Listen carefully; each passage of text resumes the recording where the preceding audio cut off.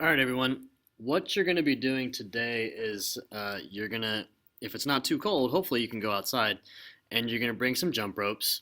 Now, what you're going to do is work with your partner, and each of you kind of has to take turns. A jump rope for no more than about 30 seconds. Okay, so if one person's jump roping, the other person is watching, and they're looking for three things. One, what are the most important bones, the essential bones? The secondary bones, bones that help, but they're not the most important. And last, non-essential bones, bones that they didn't really have anything to do with the jumping process, okay? Like it's a bone that you need in your regular life, but you didn't need it to jump rope, right? So I'll just give you some examples. Now, as usual, I'm going to give you wrong examples because I don't want to give it away, but I'm not going to give the bones away, but I'll give you explanations that actually might kind of make sense, okay? So let's take a look at the top. Essential bones. If something's essential, it's something that you need. You couldn't jump rope without it. So again, I told you I'm going to give you a wrong example, but my explanation will be okay. All right. So the first thing I'm going to say is mandible. So let's pretend I think the mandible is important to jump rope. And I think, how does that help you? Why do you need it? How could you not? You couldn't jump rope without it. I'm going to say this helps you open your mouth to get more air and jump higher.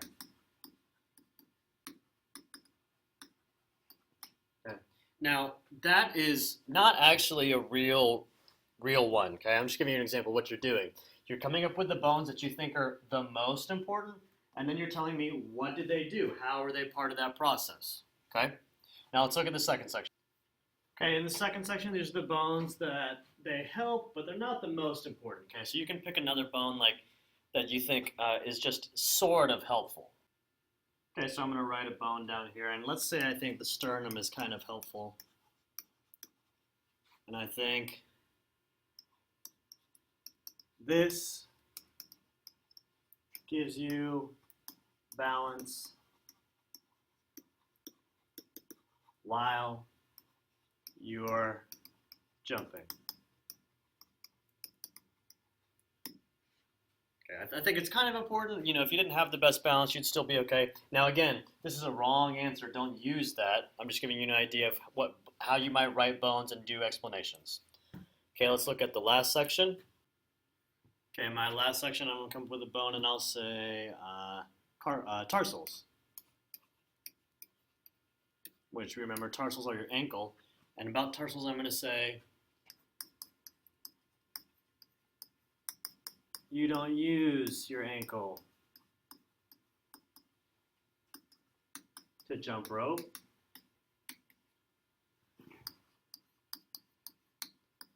It's mostly used for soccer.